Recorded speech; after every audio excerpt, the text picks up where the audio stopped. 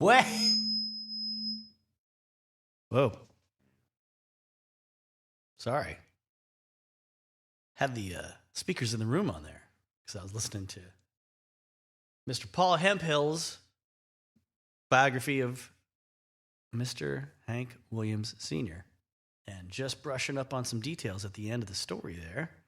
And I was flipping back and forth between that audio and some last-minute searchings on the internet Google webs. And then I got all excited to jump back in, get on the DAW, this little recording program you're hearing me on, and fire up some salutations and greetings before all the facts and the questions and the reviews for you here. Oh my gosh! I didn't even mention yet that this is the history of rock and roll in film and rock and roll. Or at least that's what I have chosen to call it. You may call it what you like.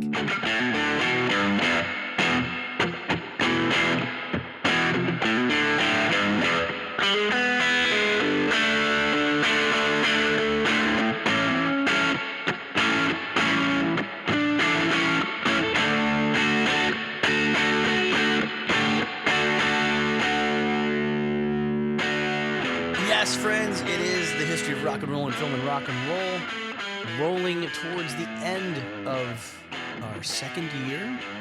I keep saying hour, and I keep chastising myself for doing so in real time, because it's just me here in my little tiny living room. But maybe it's hours because of all of you. Maybe the friends that we found along the way are the real podcast. Yes? Maybe, maybe not. Well, I mentioned Mr. Paul Hemphill's biography of Mr. Hank Williams Sr.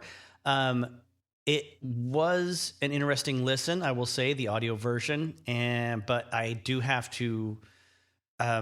this is going to be one of those episodes where I pull from a lot of different sources, not authoritatively, just when it suits me, when it's convenient for me.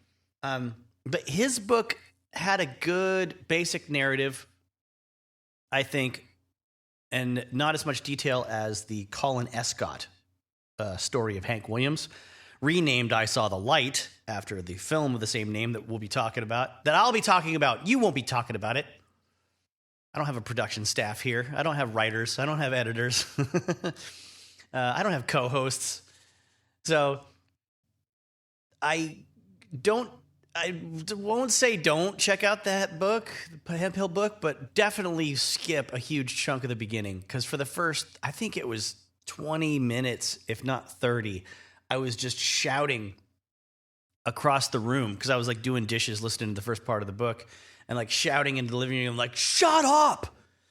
Get to Hank Williams! You know? Fuck off! And if you're new to the show and you are here because you want to learn about Hank Williams and your sensibilities are a bit delicate when it comes to dirty language, I understand. I don't do a lot of cussing and swearing normally on the show. I try to watch that a bit, but there might be more than is, for your taste every now and then. In this case, I was really fired up about how long the book took to get past the filler. And if you're a regular listener, you've heard me complain about filler a lot in a ton of other books that I've used for research or read when I was younger and then revisited in my older age and found, oh, they were wasting my time with many of these pages and chapters because they didn't have enough actual information or good stories to tell, and they needed to hit a certain word count or, page count for their publisher. And the same goes for a few of the movies that I've reviewed as well. In this case, the Hank Williams movies, the three that I watched, didn't seem to have a lot of filler because Hank led a hell of a life. But, they pull it off to varying degrees for the era and the audience that they're trying to reach. What I'm going to do here on this series of Hank episodes is to intercut to my live reactions on the couch, watching the films in the moment, against my talking to you about the history of Hank Williams Sr. And I've done this somewhat similarly in more recent episodes, Streets of Fire and Satisfaction. So to some of you folks, it's not going to be all that jarring or off-putting. To new folks, if you're just here because of Hank Williams, welcome. Thank you so much. I really appreciate you clicking on something that said rock and roll, and we're willing to give this a try. I know it's not necessarily in everyone's wheelhouse when you're looking for Hank Williams information, but if you're here, you obviously want to know more than you have gleaned from other sources. I hope that this isn't a redundant experience for you, and I want to say, welcome. Come in. Oh, how about I just go straight to Shel Silverstein then? I'm going to say that. Yeah, hang on. Invitation by Shel Silverstein. If you were a dreamer, come in. If you were a dreamer, a wisher, a liar, a hoper, a prayer, a magic bean buyer. If you're a pretender, come sit by my fire. For we have some flax golden tales to spin. Come in.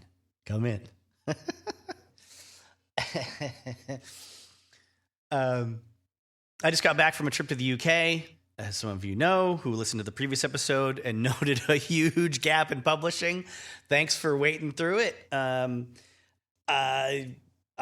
saw a lot of great things. Unfortunately, I arrived at the same time as the death of the Queen of England, so that a lot of the things I wanted to see were closed down between, England and Scotland and Ireland, depending on the day that you were there. It just wasn't possible. But I think it's appropriate that I've come back to finish the Hank Williams saga that I started before I left. I watched all 3 films that I'm going to cover in these episodes in one weekend. I thought as though I was still a 15-year-old kid, I would just watch them all in one night. Nope. Too many thoughts, too many distractions, too many times I had to hit record on my little device and my microphone and talk about things. It's not like when you're a teenager and you're all jacked up on caffeinated soda pops with your buddies.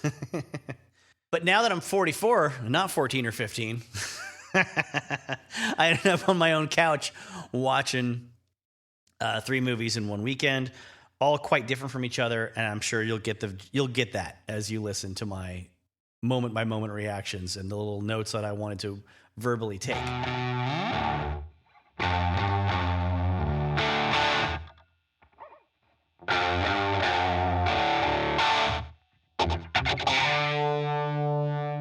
But I got on a tangent there. I was saying it's fitting that I came back from the United Kingdom to do this episode.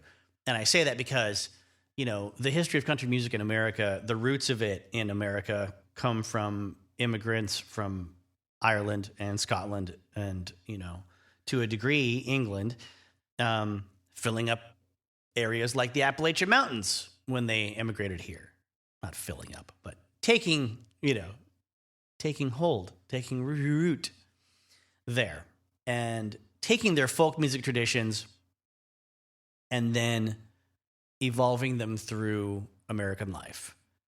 The influence of the railroads, the influence of certain kinds of lifestyles, town life, city life, depending on the country artist in question. Before Hank Williams, yes, there was country music. But what the average person thinks of as country music today, even if they don't listen to country music today, and I don't recommend you do, it starts with what Hank Williams embodied and how he refined his approach through the help of a Mr. Rose in particular, who we'll get to. But there's a lot of darkness in Hank that drew in people like me that were predominantly,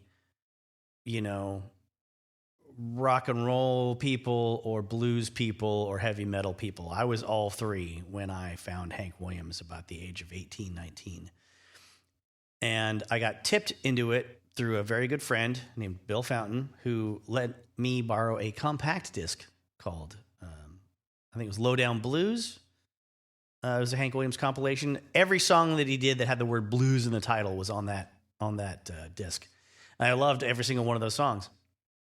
And it turns out that he touched on a lot of subjects in detail or even just in passing that, maybe the more established or slightly older country music fans of his era found to be beyond the pale. The kind of thing you don't really talk about in polite company, let alone a song that's being played on a jukebox. There were country songs that made you want to dance, country songs that made you want to praise the Lord, country songs that lamented bad crops, let's say, or bad potatoes. And there was ones that wanted to make you tell someone you loved them, or ones that were about being sad but looking on the sunny side of life. There was always a very strong connection with Christian values in Christian church, of course, as there was with the blues, even though it was way more subversive in the blues. There's plenty of allusions to demonic forces in certain blues songs that if you would like to get into those and you haven't heard it yet, I have a Robert Johnson episode you can scroll back to in the feed. But not in country music. And because my friend Bill knew I liked Robert Johnson, he handed me this Hank Williams album compilation to check out. And to me, it was the closest thing I'd heard from a white artist, white American artist that had tapped into a little bit of creepiness and a lot of despair and a lot of depression and a lot of like trying to give up. But then the rub kind of was life was so cruel, it won't even allow you to give up, which is what I think was brought over from that folk music tradition of even if it's a jaunty tune, it's got its tongue in its cheek, it's a little ironic, it's a little sarcastic, but it's supposed to be fun and funny, but deep in its heart, it's telling you really have, there's really no way out. Whether it means you're going to die or you're going to stay alive for a long time, it's equally tragic for the person in this subject of the story. As people smarter than myself have said, the one thing you definitely don't want to do, and this is a side note, this is not Hank Williams, is be a woman in an Irish folk song, because you're going to end up at the bottom of a well, falling, like throwing yourself off a cliff, throwing yourself, into the ocean, being poisoned. And all this happens like right before your sweetheart comes back on a boat to find your lifeless body or whatever. I think a lot of that tradition carried into an American, gutsy, kind of more slightly industrialized feel, but still an industrialized feel that was at odds with the rural life of many, many Americans. So there was a bit of a bridge there. I mean, the rhythms are much like blues songs by certain acoustic country blues players, very reminiscent of the rhythms of a train, a Robert Johnson song would be like bum bum bum bum ba dum bum bum bum bum bum bum bum bum bum, and a Hank Williams song would be like doom chuck doom chuck doom chuck doom, like honky tonkin', honky tonkin' we'll go, and then that was the thing that Johnny Cash and the Tennessee 2 would later sort of, expand on slightly more with the doon chicka doon chicka doon chicka doon chicka doon. Everybody knows where you go when the sun goes doon chicka doon. That little extra chicka in there, it almost has the smokestack in it. I think that's the smokestack part of the train sound. But all kinds of country blues artists and country western artists from the eras of the 30s, 40s, and 50s, they had that feel, that driving feel, because they were trying to play in a percussive manner on their acoustic guitars that would still get people dancing and have a beat and a rhythm to it, because they weren't Bob Willis and his Texas Playboys, which is basically like a swing band that played, Western music, which are hugely popular on the radio and in dance halls and stuff, right? But smaller combos with a singer-songwriter at the head, like Hank Williams, they had to have a drive-in rhythm, they had to have a catchy melody, and had to have something that would stick, in people's heads as well as make them dance. But Hank went one better than I think anyone I don't know. I don't want to. I don't want to make big proclamations or anything, but like of his era for sure, and in a consistent way. That of course there's people before him that were as revolutionary, and after him that were as revolutionary. Blah blah blah blah blah. But for his era of music, and I mean just American music in general, that's not jazz oriented, I suppose, or blues oriented, but everything on the other side of it. I'm saying of the color line, which was established very strongly in those days. I think he changed America as much as you could change it before Elvis came along. If you're a songwriter and a singer and a persona.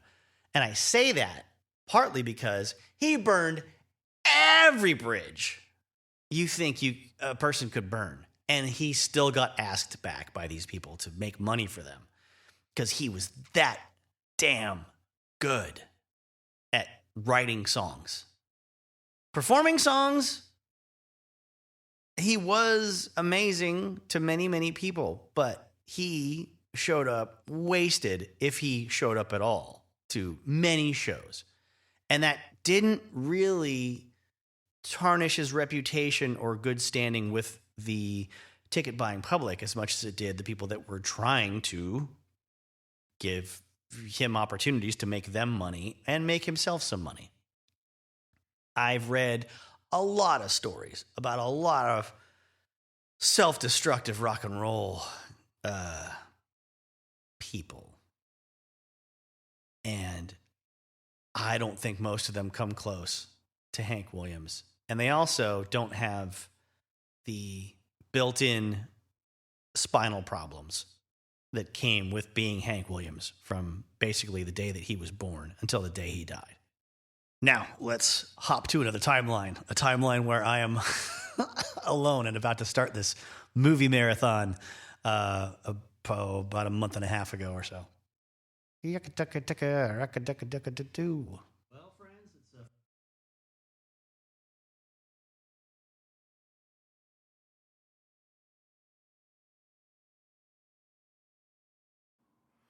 Well, friends, it's a Friday night, and I'm settling in to watch 3 Hank Williams movies in a row. God help me. I got some friends playing a show nearby in town that I'd love to go be at and support them while they're doing it. But I got an ex-girlfriend in one of the bands that's playing, so I'm keeping my ass over here. And she's not just an ex, she's a five-time ex-girlfriend of mine. And I decided to take a note out of the Buffy the Vampire Slayer season 1 episode guide, I suppose. I think it was end of season 1 when Xander asks Buffy out to the prom or something and gets shot down. And then he goes and asks his friend Willow out, and she realizes it's just to keep him from feeling bad. And she says no, because she knows they're just friends, even though she has the hots for him. And he says, I'm just going to go home and stay in listening to country music, the music of pain. So I'm here checking out, to begin with, your Cheatin Heart, which was an MGM feature musical in 1964. Turns out it was the last one they ever did in black and white. I'm about 4 minutes into it, and I am so out of my normal context for films. I mean, this is bordering on Disney sort of an approach to what is already a tragedy in the second scene in the film within the first 4 minutes. It's such a schmaltzy, weird, what's the word? Melodramatic approach to the beginning that, you're setting up this 14-year-old boy supposedly as the protagonist of the film and the hero of music for that time. And first of all, the young actor not even attempting a Southern accent at all. So I'm sure that was an MGM decision anyway. Like, no, we want you to sound like someone that could be from anywhere in the country, so people won't be put off. I'm sure we're a classy, high budget operation here at MGM, so you have to sound like you're not some hillbilly, even though you're playing a hillbilly. This is my guess. Let's see what else we've got. It turns out Hank Williams Jr. is going to end up providing the singing voice in this film. Elvis Presley was considered for the role of adult Hank Williams, but Audrey Williams vetoed the idea. She felt that Elvis would become the focus of the movie. Yeah, she's right. Of course he would. That would be kind of disrespectful, I think. Here's a really bitchy bit of trivia I found. There's a scene in this movie towards the end of his life where you see that old, time-honored tradition in older movies and older television programs where you have the calendar pages flipping by to show the passage of time, and they're supposed to be for October through December of 1952. Someone evidently did the research on what the calendar days would have been and where they line up, and even though it's pictured as 52, the layout of the days on that calendar would have been correct for 1950. So probably when production started or the filming started, or maybe well in advance, who knows, of the filming on this movie. Let's see. There's another mistake or a mischaracterization in this, that he gets picked up by a traveling band in a medicine show, when in reality, the real Hank Williams actually formed the band himself, which seems a lot cooler, in my opinion. Gee willikers. And then there are montages that chronicle his success following his Grand Ole Opry appearance, sheet music, publicity photos, etc., and they depict images of the actual Hank Williams rather than George Hamilton, the actor portraying him. Also bitchy, I think, and unnecessary. But hey, it's there on imdb.com, and I read it, so you don't have to. Hank Williams had a very, very hefty impact on important players in rock and roll, like, of course, Elvis Presley, Johnny Cash, Carl Perkins, Bob Dylan, Chuck Berry, Jerry Lee Lewis, Beatles, Stones, and tons of others. Heck, just check out Looking for a Reason by Creedence Clearwater Revival from the Mardi Gras album. It's, I think, maybe one of the only listenable songs on the whole record. Definitely a Hank Williams tune. Not the cover. Like, it's a song that sounds just like it would be a Hank Williams tune, the way it's all laid out, performed. And you can't give me that, well, they're a Southern rock band. Of course they're influenced by a country music legend. No, they're from California. They're not a Southern rock band. Stop perpetrating that weirdness. Sorry, I mean to say perpetuating. Stop perpetrating that perpetuation of that weirdness. Anyway, he had crafted a whole American songbook that influenced too many artists that you care about in rock and roll to be able to recount. He said, everyone has a little darkness in them. They may not like it. They don't know about it, but it's there. And I'm talking about things like anger, misery, sorrow, shame. And they hear it. I show it to them. And they don't have to take it home. So if you're questioning why I'm covering Hank Williams Sr. on a rock and roll podcast, a rock and roll history podcast, it's quotes like that. What's more rock and roll than that? Of course, rock and roll itself was definitely a big encroachment upon the careers and lives of many country singers from Hank Williams' generation, the ones that lived longer than Hank did into the mid-50s, late 50s, and onward. A lot of them ended up, losing the spotlight because rock and roll appealed to so many young people at a time that they needed their own music. They weren't going to listen to country music. It was, even though some of those songs had just come out a few years before rock and roll, it wasn't something that they held as an identity the way that they would rock and roll for the short time that, from, let's say, 53, 54 to 59, until the day the music died.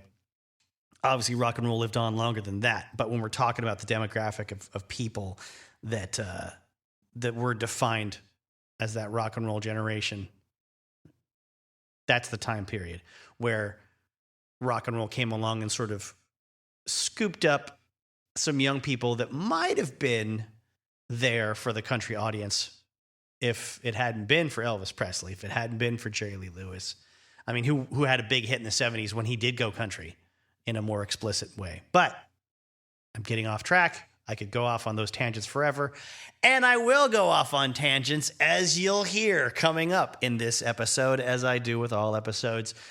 And here, right now in this next segment, is a perfect example of how I tangentialize what should be a much more straight-ahead narrative while I'm laboring under the narrative of the MGM folks from that they have crafted and foisted upon me from 1964.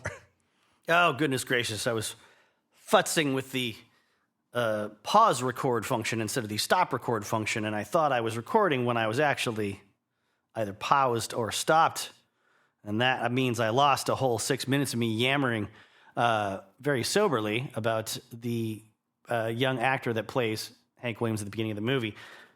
It was a ruse, terrible, terrible. A plan, a charade, a conspiracy, a sham. We've been conned, hoodwinked, bamboozled, flesh-layered, and the wool pulled over our eyes even. You're damn right we have, Corny. Gee willikers. Anyways, the kiddo is like Opie Taylor in Mayberry, you know, as portrayed by Ron Howard as a kid. He's just very earnest and clean-looking, even though he's supposed to be a poor hillbilly kid. And golly gee willikers, super nice, super inoffensive, no edge to him at all, because this is that kind of movie. He's running around with his mentor, T-Tot, who's a real person, that young Hank Williams, when he was around 10 years oldish, while young Hank was working lots of jobs, odd jobs here and there, and making a nickel and a dime every now and then, he would take that money to this old black blues guitarist who was the first ever professional musician he ever saw in action. He had heard singing in church. He had gone to various churches to see people sing, and in some cases, you know, do a little bit of dancing, depending on whether it was a black or a white church. He had also engaged in a little bit of fiendish booze thieving out in the bushes, because when some men would get together and party, as only Baptists in the South could party, it was well known that they did not drink in front of each other, as the old saying goes. So the boys would watch them stash their bottles in the bushes or in the woods nearby when they were hanging around their friends, having a good old time and talking and maybe discussing events of the day or the Lord, or who knows, maybe just swearing and fighting. But they still, those particular kinds of guys weren't drinking in front of each other. So age of 10, Hank got a taste for the booze, and this man, T-Tot, was, you know, a boozer that he would follow around and give a nickel or a dime to now and then, and try to get some music lessons from him, maybe get a pull off of his bottle as well. And still had to be cautious and careful that he wasn't seen around him too much, because he knew, and T-Tot knew, that just having this young white boy in tow all the time, very casually and comfortably, would probably make some people mad. You know, like they shouldn't be that friendly that often. It is said that around this time in the community Hank Williams grew up in, there was like a raffle or a special contest drawing for the public for either a $300 cash prize or a new automobile. I think it was a Ford. And it was won by a black man. And he knew there was no hope in hell that he could live if he was ever seen driving down the streets of town. In like Georgiana, I think is where it is. Had to check myself. Georgiana, Alabama. Yeah, he knew he couldn't be driving around Georgiana, Alabama with a brand new car that was given to him for free without being lynched. So he took their $300 and got the hell out of that town. Anyway, I'm sure there's going to be a lot more context for black and white race relations as the conversation about Hank Williams goes on. So let me get back to watching a bit of this film, and then I'll chime in again a little bit later. Back to the remastered edition from the Warner Brothers Archive Collection edition of this DVD. Yes, it's a Metro-Goldwyn-Mayer production, but now it's owned by Warner Brothers. And, it being remastered and an archive collection, they have furnished this digital video disc, or actually it's called digital versatile disc, with special features like a theatrical trailer and go fuck yourself. Otherwise, it's in Panavision though, right?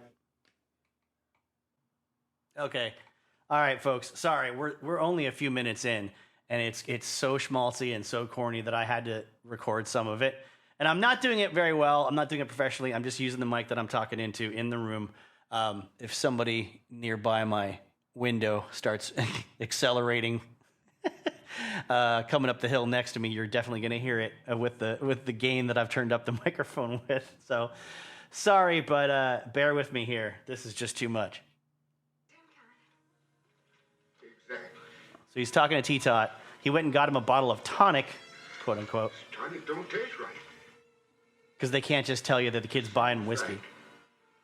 If you don't know where home is, yeah, you're lost. Damn right, kid. Red clay scrub pine people. Take last Christmas when I went down to Birmingham. Well, people were nice, but they were different. So now you've got. Never did get the feeling I belonged. You've already got some indications that the kid's been traveling around. Hank?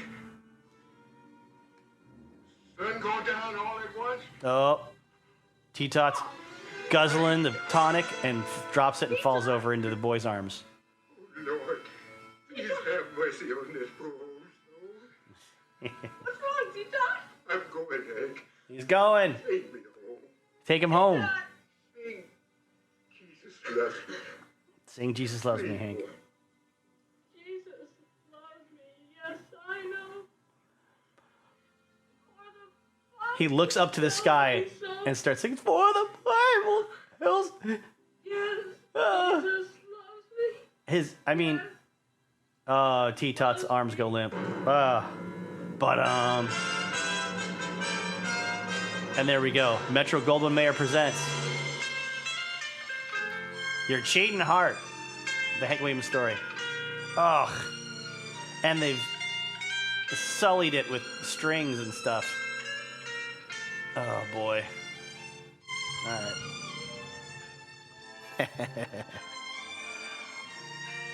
right. I bore witness to that, so you have to as well. Oh, they've got extra like jazz guy, session guy guitars playing on it with the horns and the strings. Oh my God. Musicals, man. I'm so resentful of what musicals do to actual music. Brave music, not all music. I mean, musicals, yeah, I get it, but I mean, I just think of the movie White Christmas. The line about there's a lot of tons of heart and a lot of schmaltz. Anyway, we're getting into the adult Hank Williams, played by George Hamilton, selling snake oil, and I think this is going to be the part where a band picks him up, where in reality he was the guy that started the band in our timeline, in our version, our dimension, our level of the Dark Tower. Now, those rhythms I alluded to and the melodies I was talking about, they're not the whole story. Part of it is also there's a direct link that Hank Williams Jr. in his wisdom kind of points out in an interview on the Ken Burns country music documentary. Unfortunately, he tries to make the point and does a pretty good job of it, but then he uses an example that he doesn't quite follow through on. But he makes, most historians about rock and roll will tell you that Bill Haley and his Comets were the first rock and roll, hit makers, the first established rock and roll band before anybody else, but because of Rock Around the Clock, and they had already established a lot of their reputation with radio stations and live audiences as Bill Haley and the Saddlemen. So they were a country swing type combo first. And they come up with a song called Rock Around the Clock, of course, which is a huge deal before a lot of other, what we think of as like the Mount Rushmore of early rock and roll artists had their songs noticed on the radio. And it causes quite a stir. You can go back to my Blackboard Jungle episode to learn more about that. But what Hank Williams Jr. very, very astutely points out is put that up against a song by Hank Williams Sr. called Moving On Over. Well, that's not about a baby of mine wouldn't let me in, so move it on over, slide it on over, move over, nice dog goes, mean old dog is moving in. I might not get the lyrics right. There might be a different chorus. But what I'm saying is, and what he's saying is, listen to that melody and then listen to Rock Around the Clock, you know? When the clock's like 5 and 6 and 7, we'll be right in 7th heaven, gonna rock around the clock tonight. And the rhythmic part is there. They're the same. The melody starts the same, and then Bill Haley's goes the opposite direction as Hank's, right? One's going up and one's going down.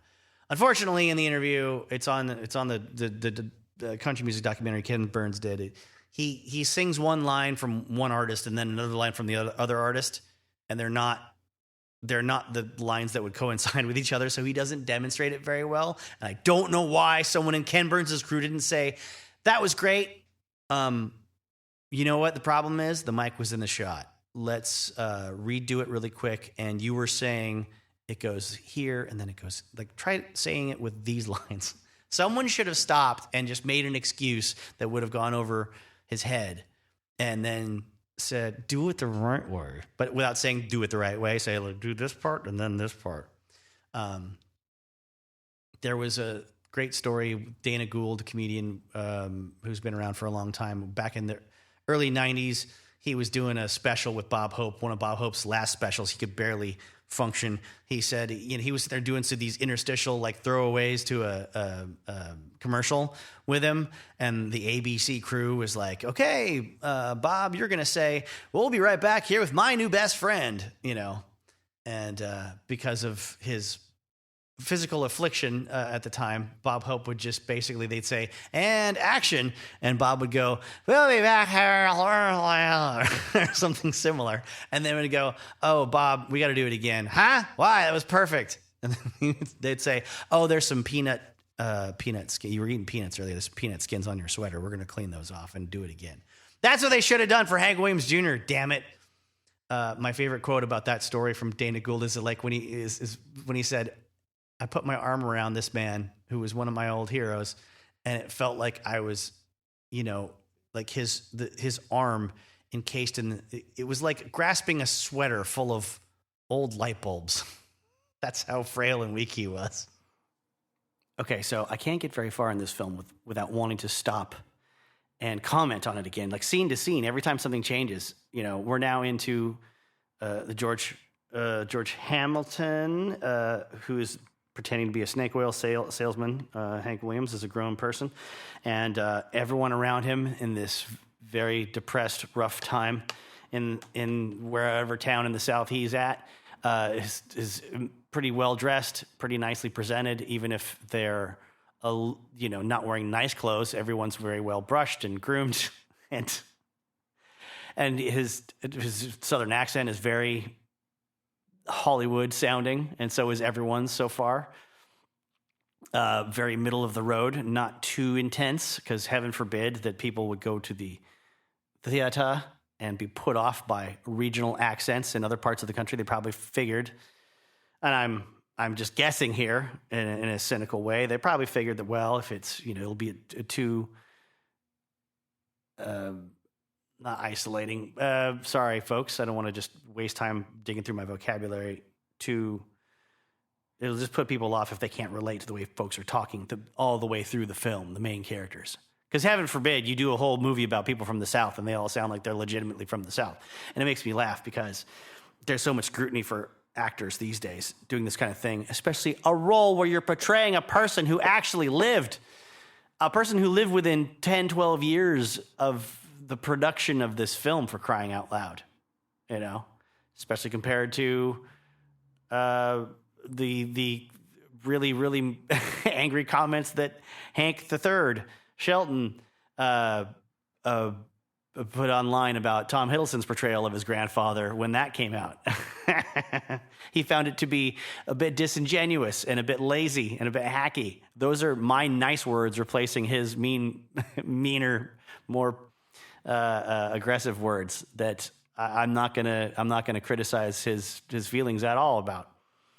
He was not well pleased that number one, a non-Southerner, number two, someone from another country was portraying such an important figure in our American history.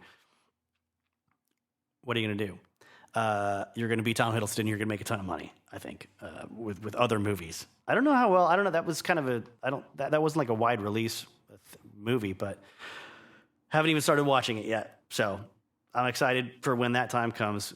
But for the time being, I'm going to enjoy this hokey, old-time, schmaltzy, mid 1960s MGM musical production. I mean, good heavens, the poster,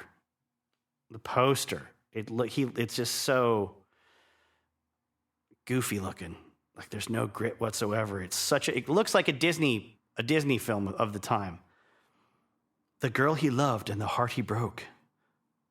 The man who made him what he was, good or bad. The friend he needed too often. Metro Golden Mayer presents your Cheatin Heart. Oh, my goodness. All right, let's get back to it.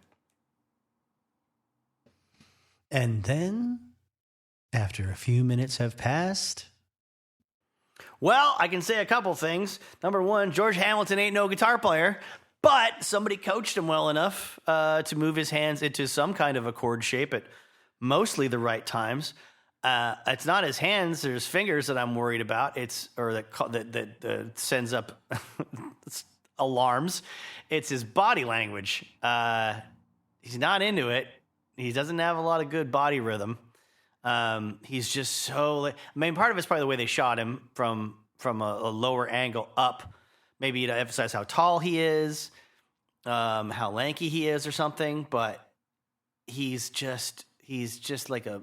Maybe he's supposed to look like he's free and easy, blowing in the breeze, has no physical presence whatsoever. I've never seen Hank Williams that close to me, but most guitarists who sing and depend on their steel string acoustic wooden guitar to provide rhythm, a driving rhythm for songs like Hank Williams wrote, they have a little bit of a lean in kind of edge or a little bob or a little bit of a, something assertive in their body language. Maybe I'll watch some more footage of Hank and I'll be proven wrong. I haven't actually watched footage of him for quite a long time. I always just was more into the recordings. And speaking of recordings, the second thing I can say is the studio recording equipment and the process of processing it with Hank Williams Jr. singing his dad's song, Long Gone Lonesome Blues, which is the first song we see Hank singing in the movie. It sounds whole and full and richer compared to what I'm used to hearing on the old recordings of Hank Sr. Technology came a long way and brought out a lot of the bass in his voice. I would say this is probably... It's nowhere close to as to use a very extreme word, offensive or alarming as let's say the movie Great Balls of Fire, which I'm still holding up as the biggest, the most jarring. This is what I'm trying to say: the most jarring musical scene where you go from a person talking to clearly another person singing with studio sound. Like the scene in Great Balls of Fire with Jerry Lee performing in London or wherever it was in England that he played, that was so clearly Dennis Quaid talking, sitting down at a piano in a theater, and then hit the tape machine and hear 1987 Jerry Lee Lewis in a studio with reverb and all the accoutrement of a normal mix from a studio, just being played to your ears, and then he stops and he goes back to being Dennis Quaid again, and it's too jarring. It's like when you get out of a hot car in Phoenix, Arizona, when it's 115 degrees and you've been in the air conditioned car, and you walk from there to the store, and it's 115 degrees, and you sweat like a bucket out just walking across the parking lot, and then you get in the store, and then you're in the produce aisle or the frozen food aisle, and the AC takes over again, and your body kind of freaks out. Like, my brain freaks out that way when these things happen in movies. And I'm not criticizing the movies. Like, most people aren't going to catch it. It's not going to bother them. It's not in the budget to worry about that stuff. It's not for me. It's for people that don't know who these people are, these historical figures in music. So what I'm saying is, with that, still, after more than a year and a half of doing these episodes of the history of rock and roll and film and rock and roll, with that being the most jarring, this is not as nearly jarring or offensive or noticeable. But he does just walk up on like a gazebo stage by himself and start strumming an acoustic steel string guitar. And there's like a deeper sound, a richer sound to his voice. And there's a studio created reverb, whether it's from a natural room or whether it's created, with buttons and dials and knobs. I assume it was created from a microphone in a room back in 1964 when they were doing musicals like this. All right. Thanks for hearing me out. See you in a minute.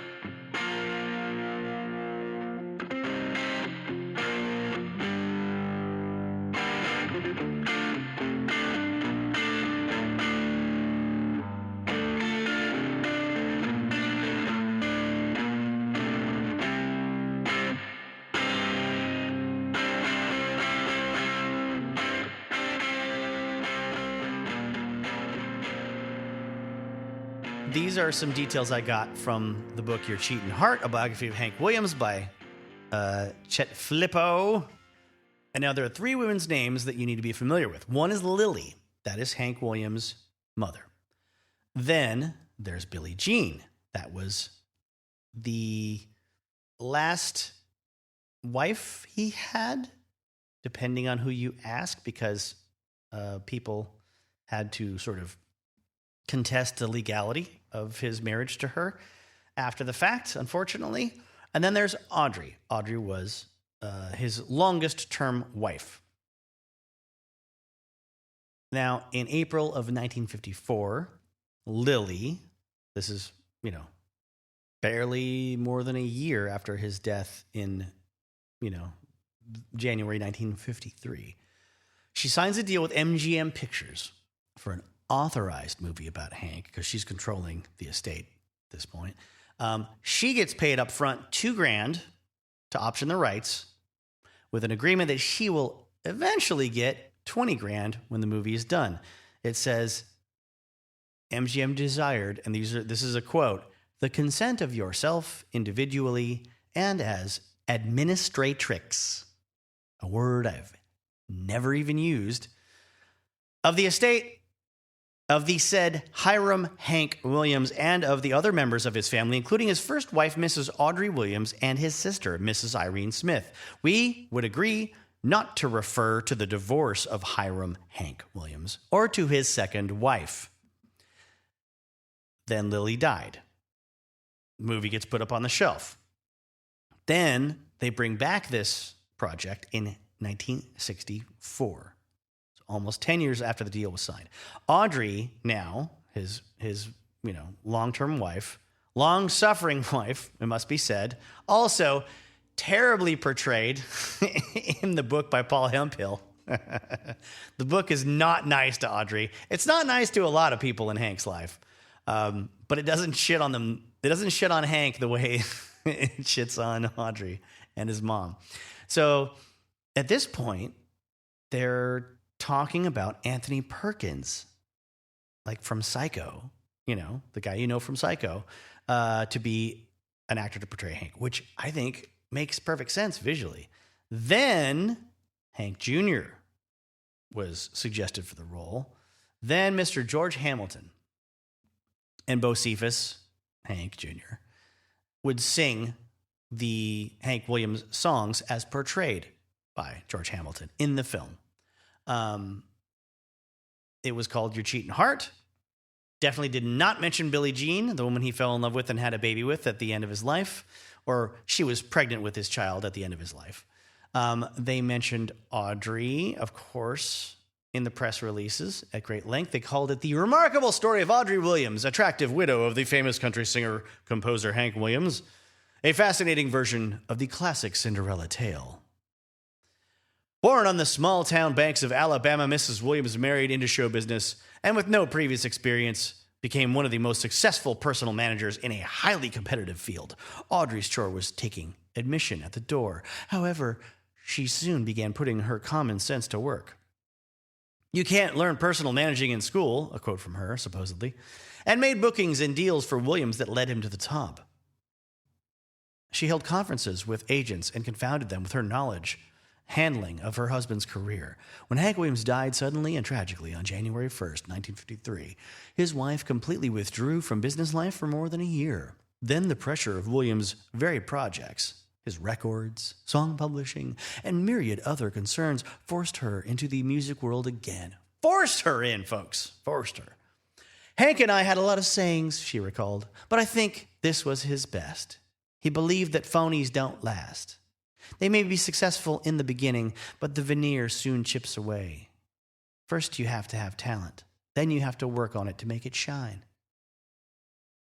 Well, obviously, this film does not portray her divorce at all, or her other divorce previous to Hank.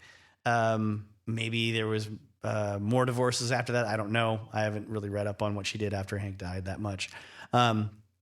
There's another woman in the movie who might have been identified by some as resembling the real-life woman, Billie Jean. And Billie Jean sued for libel, charging the film portrayed her as a lewd woman.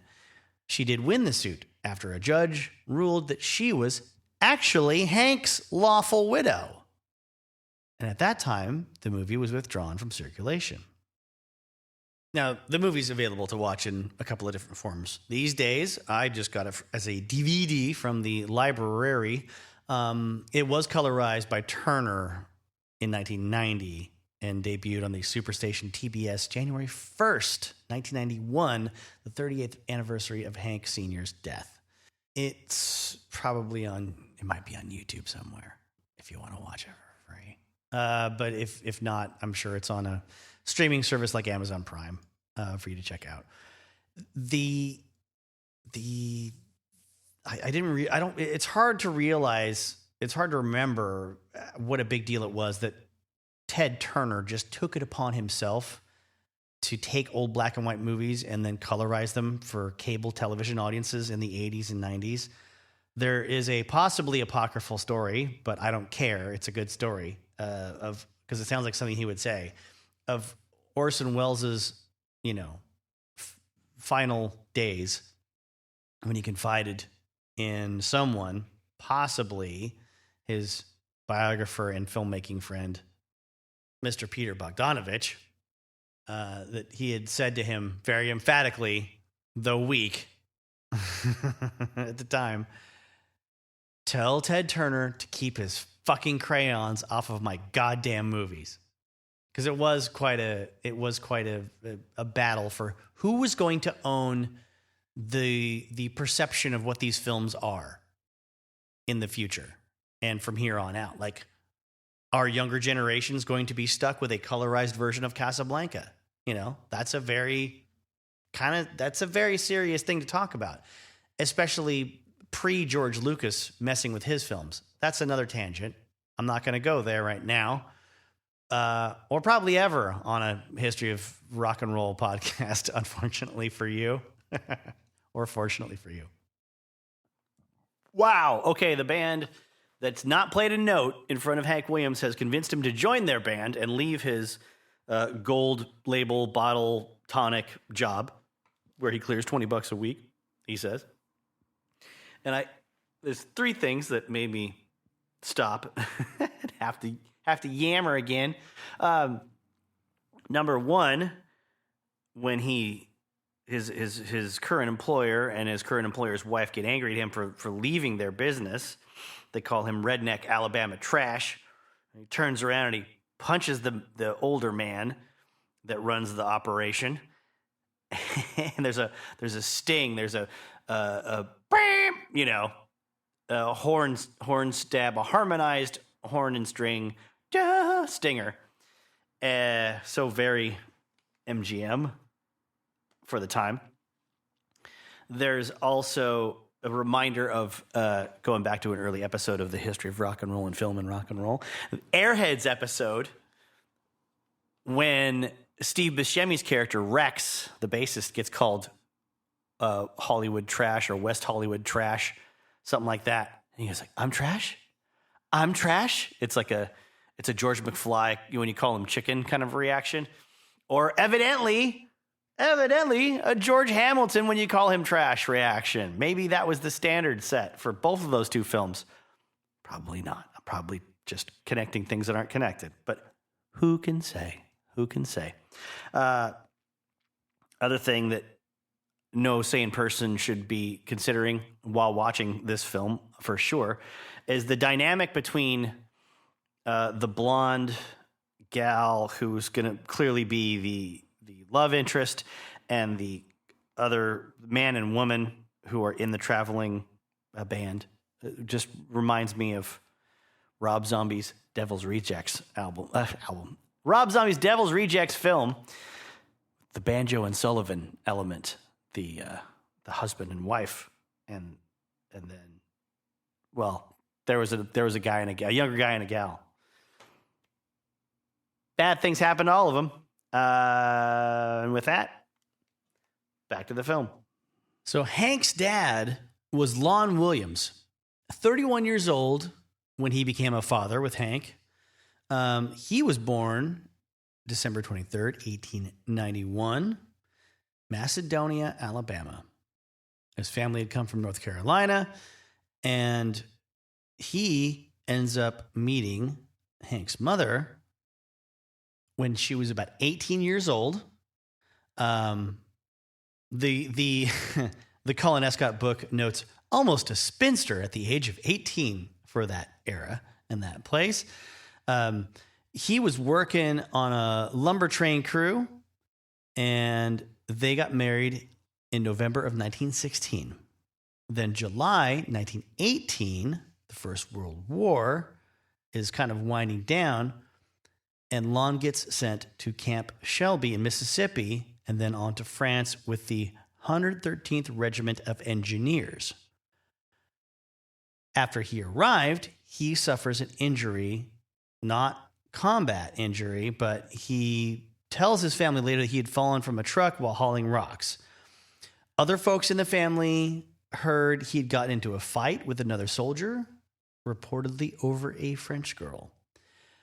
But he either fell from the truck onto his head or was struck on the side of his head in a fight. He spent about a week in the base hospital before being shipped back to the front. Now, when it comes to Lily, no account of Hank Williams Sr.'s life is kind to her at all. Full name, Jessie Lily Bell Skipper, and she was born in Butler County on August 12, 1898. Described as a large, broad-boned woman. I don't think that's too out of the ordinary for any time or place in America, but whatever. The one thing that supposedly people agree on is that she didn't take any guff from anyone. Then the Colin Escott narrative says, quite what Lon saw in her or what she saw in Lon is unclear. Later in life, neither could mention the other's name without a curse. Lily ruled every one of her roosts with a steely sense of purpose, hardened by having to deal with one feckless, useless man after another. She could be funny, even tender, but always formidably strong-willed and not much given to self-doubt. I mean, that sounds pretty badass. But she's not my mom. Mm-hmm. See where I'm going? Like, it's easy to sort of interpret a biographer's words one way and then just go, oh, this makes for a good story. But I'm glad my mom was not Lily. Thanks, Mom. I love you. So then back to Lon. In June of 1919, he's discharged from Camp Gordon, Georgia, goes back to Alabama, and works for lumber companies around the area. These crews are running narrow gauge railroad tracks up to the logging sites. Narrow gauge, I assume they don't need to be that hardy or they don't need to be that durable. I would assume, not being a railroad person, that if the tracks aren't being built very sturdy or very big, then we're talking about short runs or fast runs, and it's not, this is not the Transcontinental Railroad, I assume. This is for jobs. This is for delivering materials, for delivering timber, delivering supplies, or that kind of thing, I suppose. Anyway, Lon would drive what was referred to as log trains along these tracks. Now, the stories that I've heard on documentaries and such, and in I think the Hemp Hill book, if I'm not mistaken, it was, as far as Lon is concerned, it's like, he was a guy. He went to World War I. He came back with problems in his head. And then Lily put him in the VA hospital. And that's where his story ends. Now, Hank would be the third child and the last child of Lon, Elonzo Hubel Williams, and Jessie Lilybell Skipper Williams. Their first child was alive at birth, but died very soon afterwards. Not known if he or she ever had a name. The second child was Irene, his older sister, born August 8, 1922. And then Hank was born September 17, 1923. Originally, Hank was to be christened Hiram, according to his dad, after King Hiram in the Book of Kings. Later registered with the Bureau of Vital Statistics at the age of 10, because, the census couldn't come around all the time to catch up with everybody back in those days. It was apparently misinterpreted as Hiriam, Hiriam.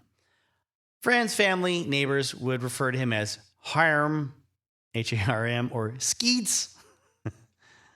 He was born in the couple's home, a double-pen log house known as Kendrick Place, because it had been built in the late 1800s by a fellow named Mr. Wiley Kendrick and his wife, Fanny. No details on what happened to them. Apparently, the Williams family just scooted themselves in, or maybe there was a landlord. There was a landlord. Excuse me. Yeah, because they had to pay $80 a year to rent the place, and they also ran a small strawberry farm and a country store on one end of their house until a really, really destructive late frost hit them around the spring of 1924, and Lon had to go back to work for the lumber companies. And this kind of coincides with Hank Williams's first recollection of life, according to him, being one of living in the W.T. Smith boxcar at the Mackenzie camp near Chapman. Soon after that, his dad would buy a house a mile and a half out of Georgiana and work on the Ruthven job in 1927 before he sold all of his stuff, bought a house and 10 acres in McWilliams. And this is the area where Hank starts to attend first and second grade in this tiny little settlement where really every house and business is dependent upon timber. Everything has to be built out of pine in this area at this time. So plenty of work for Dad, thank goodness. Now, it's generally understood that Hank inherited his drive and motivation from his mother. And his mother would sort of bemoan his, elements of Hank Williams's personality that reminded her of her husband. A lack of willpower being one of them, and a bit of the old sloth being another one that she would resent Hank for and Lon for, apparently. Those were the days when to be a woman that maintained a household and kept things on the rails, as it were, you had to be domineering and you had to be controlling. And to be a man that worked his life in the timber industry, a man that had actually been to World War I, you still could be considered slothful and lazy for not doing enough. Oh, I didn't make it but a minute. All right, so now they're trucking along in a car, the whole band together. There's like 6 people all piled in, and Hank's in the back seat playing his guitar, and he just debuts some poetry and prose that no one can believe just came to him. And it establishes the fact that he's sort of a savant. It establishes that he's never sang these kinds of things for people. He doesn't think anybody would ever like it, you know. He's just incredibly gifted and maybe has never had any positive reinforcement or indication that there'd be an audience for the kinds of things, these incredibly clever poetic things that he has worked up in his head when he has a guitar in his hand. And you know, the pretty young blonde in the front of the car is just very taken with him. And when he finishes this little stanza or verse, you know, and I'm just waiting for you, he looks into the lens of the camera to tell you, the audience, what's going on here. There's like nothing candid about it. There's just like, and he's not, because the gal he's referring to, Audrey, is in the front seat, so she can't see his facial expressions. The camera cuts to a shot of him just blatantly turning to the right and going, and I'm still waiting for you.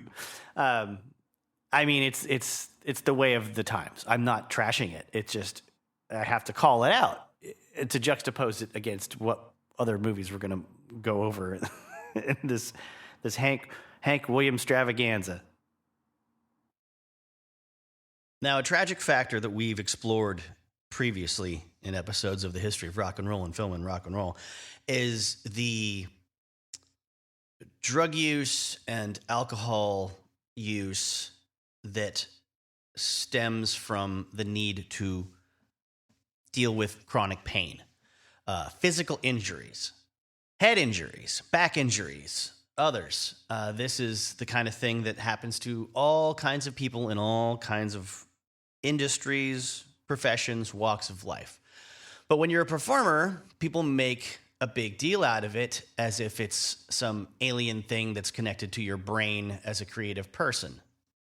Now, Hank, well, his life choices are going to be heavily influenced, unfortunately, by a condition he was born with that people know more about today than they know about back then, but I don't know enough about the medical history of the condition to really say if his life would be any different. I would assume it would, that there would be other methods of treatment available, more awareness of the condition. And I'll read a bit straight from the Escott book. One reason that Hank might have been drawn to music is that he knew from an early age that he wasn't physically as strong as most kids and was unsuited to logging or farming. Lon, his father, told a couple of interviewers that there was a raised spot in the boy's spine, but neither he nor Lily understood what it was. In all likelihood, it was the first sign of spina bifida occulta, a condition in which the vertebral arches of the spine fail to unite, allowing the spinal cord to herniate or protrude through the spinal column. That birth defect would determine the outcome of Hank's life every bit as much as his love of music. From the beginning, he was frail and spindly. And much as he wanted to join in the sports, he lacked the physical coordination and stamina. He grew up in a community with strong shared values, chief among them pride in physical strength. His apartness stemmed in great measure from his physical affliction. One of his earliest published songs was Backache Blues, and it would be the kind of blues he knew all too well throughout his life. Now, it's important to note that the narrative goes on to talk about the ailments of his own father.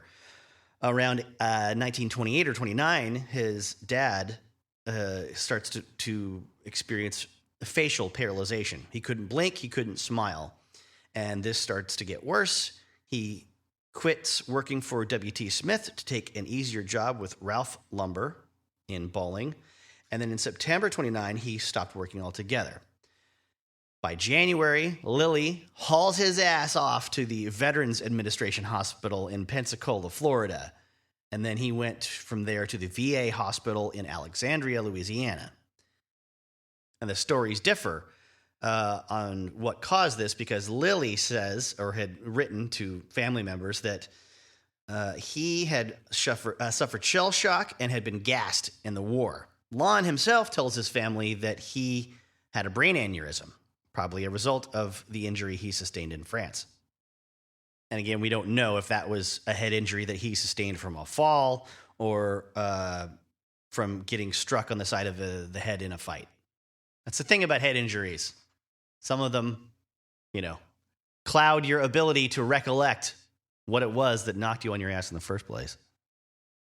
As Hank got a little older, started to sing, his mother fostered his interest in it, but had to make sure that he followed the path that she wanted him to, and was determined to make sure that, he was only going to sing if it was in praise of the Lord.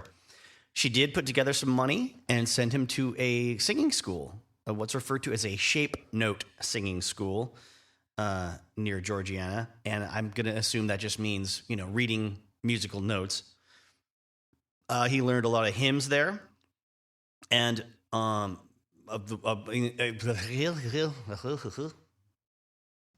not editing that out. That's part of the extra value.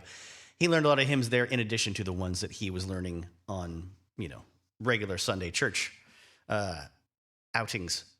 And then on Wednesday evenings, his neighbor said that he and Hiram would sit on a board fence around their house and listen to the songs coming out of the black church nearby. It was about a mile away, he says. Harold Sims is his name. It was prayer meeting night, the most beautiful music in the world. The breeze came from the south, and it would undulate the sound. 1 minute soft, the next minute loud, like it was orchestrated. One night, Hiram looked up at me and said, "One day, I'm going to write songs like that." Evidently, he would tell his first wife, Audrey, many years later, his favorite song was "Death is Only a Dream," which was evidently a hymn from around that time. And it resonated with him in ways that just popular songs of the era never did. Sadly, we sing, and with tremulous breath, as we stand by the mystical stream, in the valley and by the dark river of death. And yet, 'tis no more than a dream. Cheers to any and all listening to this that also didn't respond well to the popular music of their day. And sought solace in things that were maybe a little more mysterious and arcane. Important to note that this church music was probably what established his ability to write songs later in life that could express complex concepts and feelings, but using language that, an audience that maybe didn't read or write, worked on farms, things like that, could relate to and understand. And I think that is a big part of the genius. Sometimes, I don't know, what we feel is genius is just pulling things back a bit, pushing away the complexities and conventions of the time. But he also did that in a way that, it was poetry, but it was poetry that an average person could relate to. It's just so, I don't know, it's doomier than the country music of the time. I'm speaking, of course, of when he was a professional performer. It's, he had plenty of upbeat numbers, and rhythmically, most of his stuff was upbeat for audiences to dance to, but there's still a pathos in there. There's still, just to sing about wanting to kill yourself by throwing yourself in the river and then being so pissed off that the river was dried up when you got there. Well, I guess he doesn't say he's pissed off, but he's like even more hopeless. Like you're I loved that so much when I first heard it.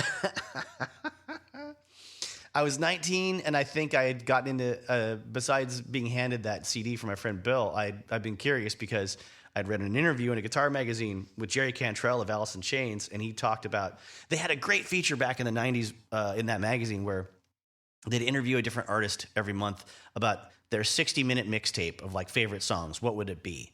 I mean, this was the kind of venue where like you look through B.B. King's choices for an hour's worth of music and you realize, oh, there's one white person and there's one woman and it's Bonnie Raitt because she's that goddamn good, But he had shared a lot of his favorite songs, of course, that were like 60s and 70s rock and roll or hard rock or heavy metal kind of songs. And then there was this. There was, not the song I referred to earlier, but there was Hank Williams. I'm So Lonesome I Could Cry. And I was like, okay, I gotta check this out.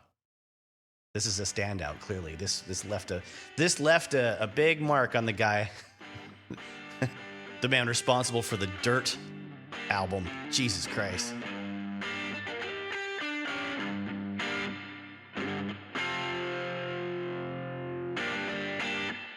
All right, stop. Flag on the play. Hang on. I got a couple of objections here. We've got the band stopping the Drifter Cowboys or whatever they are, stopping at a church picnic where they haven't been invited and they've decided they're going to go try to weasel their way into getting paid for a show. They say, nope, all the proceeds to the picnic go to the church, which is what a church would tell you anywhere a church is having a church picnic. But two of the band members bail on playing their very first song on stage to just run and join the pie eating contest. So that leaves Hank and Audrey by themselves to go wander around and talk a little bit one-on-one. It also prevents us from hearing what the hell this band sounds like. Now, my objection is two things on this one-on-one conversation as they wander off into the shrubs and the trees and the bushes and such that, sorry, folks, Audrey or Aubrey, whatever her name is, and I haven't read the books yet. Then that she's like, all we need is a break. We just need one good big break. I'm sure we'll take off. And as an audience member who doesn't know their life story, I'm like, what are you talking about? What does driving from like picnic to picnic do to get you a break in what, radio? The Grand Ole Opry? What are we talking about here? Like you don't have bookings. You don't have representation. You're not in a city. So you're just going to play picnics that you just crash and hope that gets you a break. Cause what? Is someone from a church picnic going to send a telegram to somebody in Nashville for you? Or Los Angeles for you, or New York City for you? What's the point? What's the drive? What's the goal? What's the plan?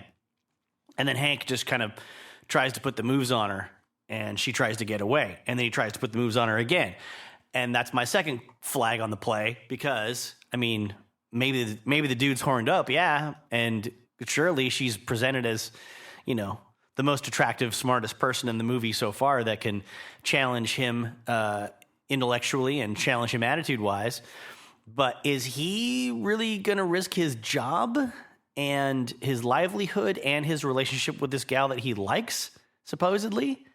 Like overpower her physically or intimidate her physically?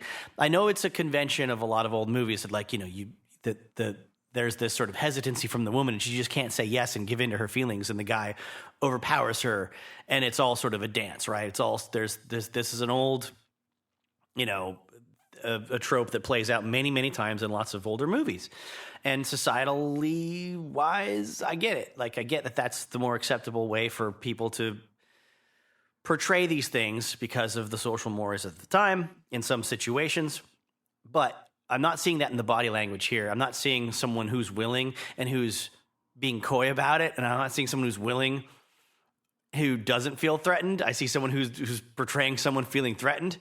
And because of that, I'm just going, why would Hank risk being dumped off here in this church picnic in a town where he's not going to make any money probably and have no transportation because there's 6 of them in this goddamn car.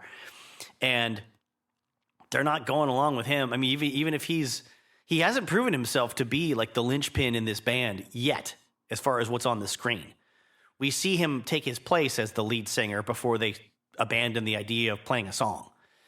So what's in it for him besides the immediate, you-know-what, to just molest this gal? I don't buy it. Maybe I'll be wrong. I posited at a very key spot, so we'll see. Another development in young Hiram's life was getting trained on how to hawk peanuts in the street by his mom. They would roast peanuts, and he would go on the streets of Georgiana and sell them. Now, Lily has an account from her own little pamphlet biography of her son, where she says, the first day he made 30 cents, and I remember how proud he was when he brought home the 30 cents worth of stew meat, tomatoes, and rice he bought with it. Mama, he shouted, fix us some gumbo stew. We're going to eat tonight. There's another story, another version of that story from Oscar Vickery, who was a neighbor of the Williamses after they moved to Greenville. He recalls Lily counting the bags of peanuts before Hank left the house and counting the nickels that came back in.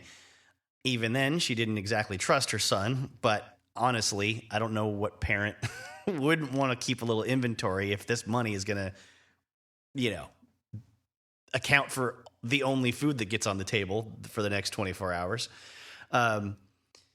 He was still outwitting her at the time by taking a few peanuts from every bag and making up another bag entirely out of that, and then keeping the nickel from the bag he sold for himself.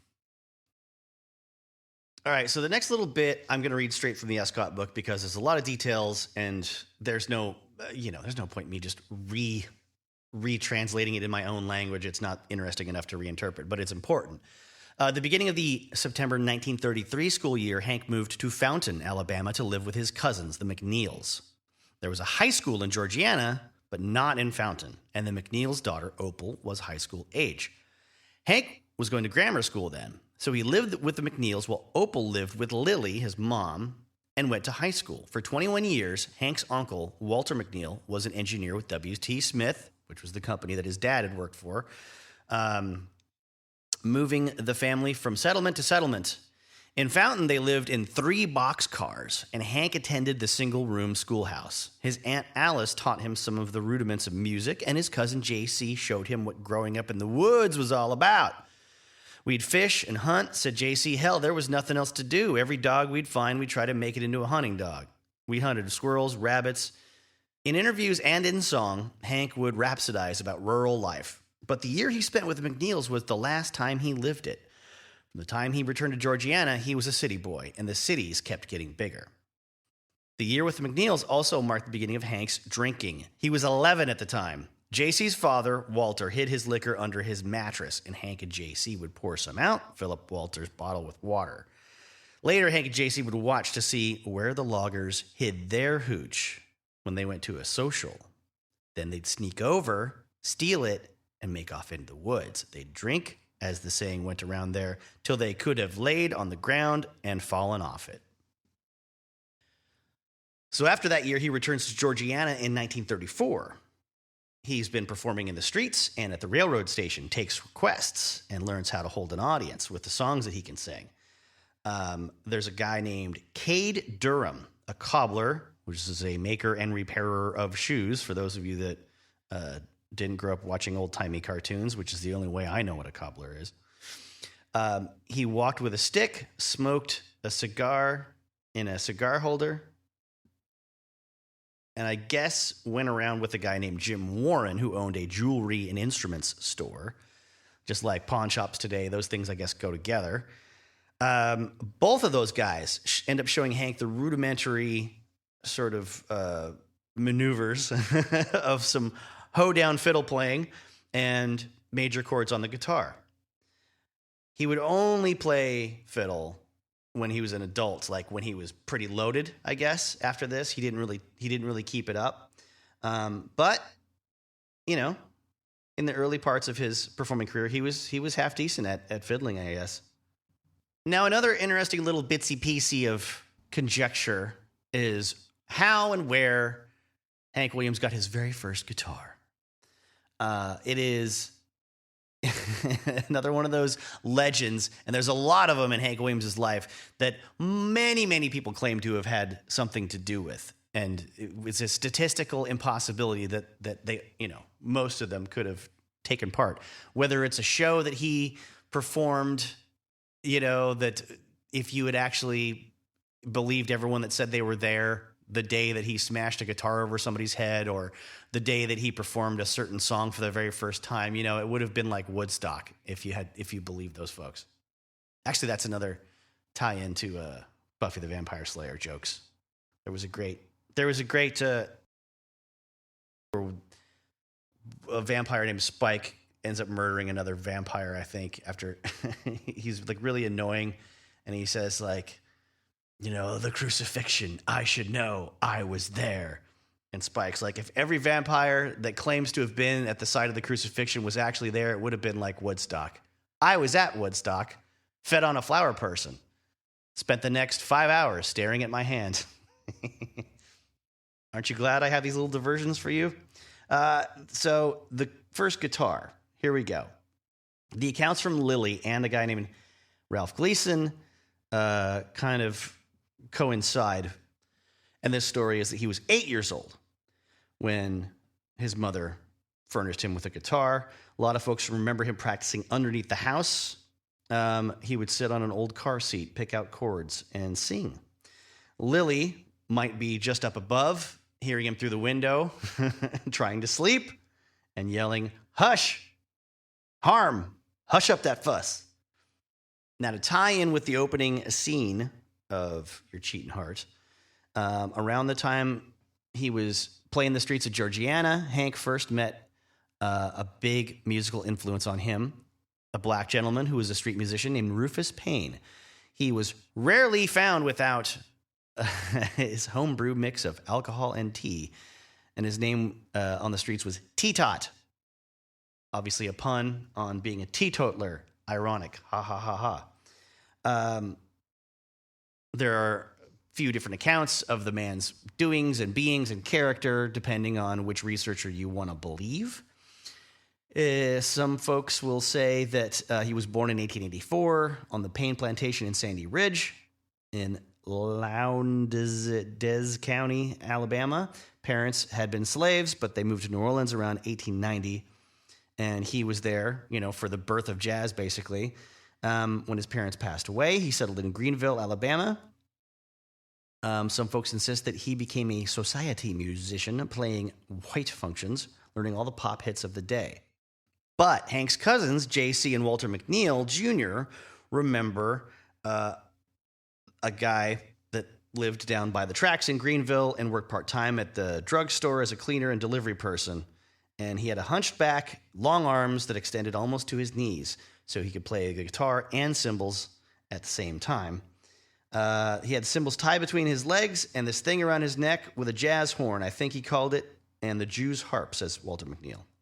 And he would play all those things with a guitar, and he called himself a one-man band. He had a cigar box in front of him where you would throw the money.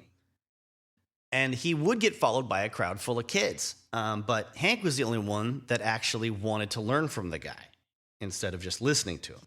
Now, it's from Rufus Payne that Hank explicitly is taught the importance of a good driving rhythm on the guitar. That would set Hank apart from his contemporaries big time years later. He was never a fancy guitar player, but his bands would always take their cue from his strumming, his very, very forceful rhythm guitar playing. This is the kind of blues influence that is the reason that Hank Williams' music speaks to people like me, who I was obsessed with Robert Johnson and Muddy Waters at the time that I discovered Hank Williams. And this is why he's so important to the history of rock and roll. And this is why I'm I'm covering him. Lily says that she actually fed Payne in exchange for giving Hank some lessons on the guitar. Some people will say that he played the blues alone. Another said he played with a small combo, and they played pop songs and what's referred to as hokum numbers. It's also said that he at one point came to Lily's house and told her that Hank was going to get both of them in trouble by following him around, which seems to imply that Hank was very determined to learn everything he could from this guy and pick up everything possible by just being his shadow. Walter McNeil says, more than anything, I think T-Tot helped Hank get beyond his shyness and helped him project himself a little more. Because Hank was a shy person, really. He had to lose that somehow, and I think T-Tot was a big help to him in doing that. And even though it was not the done thing at the time to give credit to black musicians, if you're a popular white musician later in life, he went out of his way, Hank, to give Rufus Payne full credit for all of his influences. He said, all the music training I ever had was from him. He said that in the Montgomery Advertiser in 1951. And then he talked to a jazz journalist named Ralph J. Gleason a year later and said, I learned to play the guitar from an old colored man. He played in a colored street band. I was shining shoes, selling newspapers, and following this old nigger around to get him to teach me to play the guitar. I'd give him 15 cents or whatever I could get a hold of for the lesson.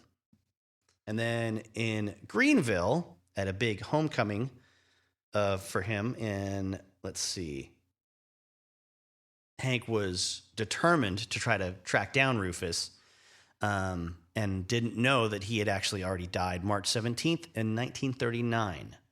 And his trade or profession on the death certificate was marked as unknown.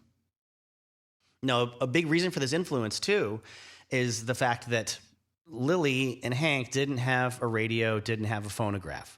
So there aren't popular songs of the day being, played in the home. And this is another reason why Hank's music would later stand out so much, because he wasn't heavily influenced by people like, Jimmie Rodgers, who influenced everybody else in country music for years to come. It wasn't like the Appalachian music of the time that would be shared a lot in, the lives of people like Hank, which was pretty grim and sort of religious in nature and kind of clever in a simple sort of way linguistically when it comes to the choices of words and language. But Jimmie Rodgers was more sort of a, master of many influences. Jazz and blues and Hawaiian music and vaudeville elements were in his songs. Not so much the folk ballads and things that were being shared with people like Hank. He had a lot of good time songs about rascals and scamps that were staying one step ahead of the law, but still wanted to shed a tear for mother and for home.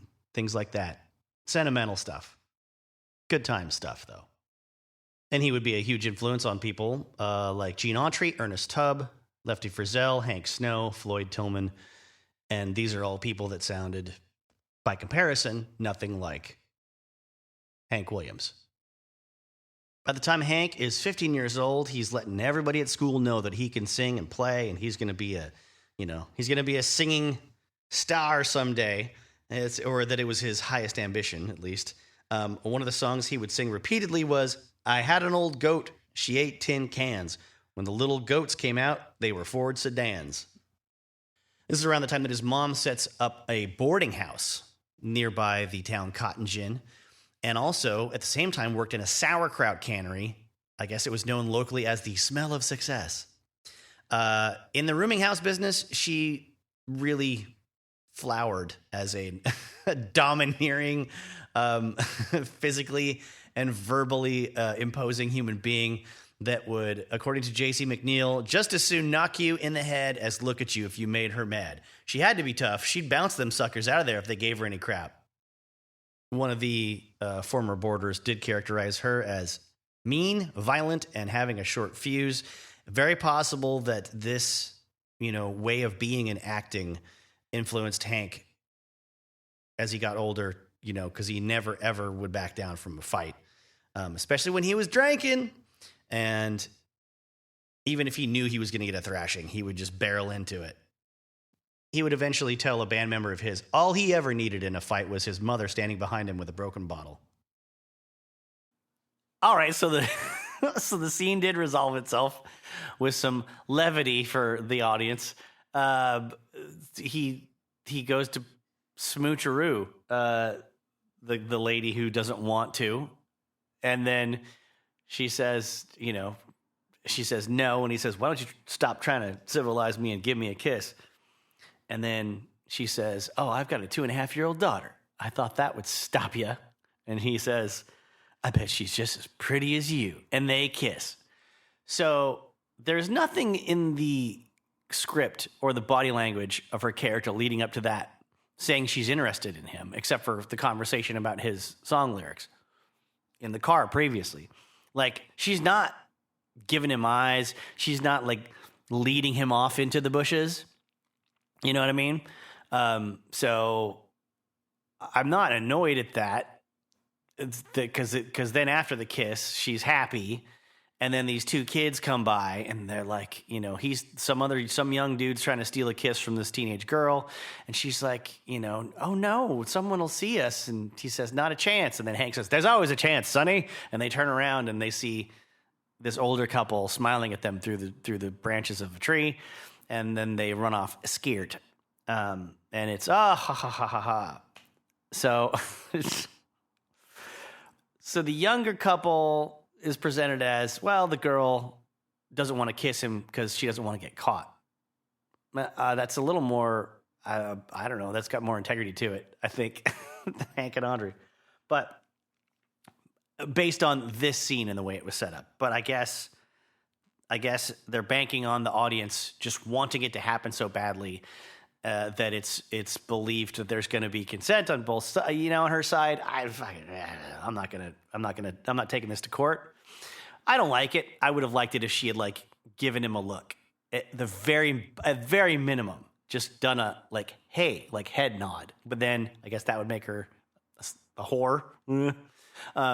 Also, I think it's implied that we're supposed to be impressed that Hank wasn't like, you have a 2.5-year-old daughter, you slut, get back in the car, or take her back to the church picnic and burn her at the stake.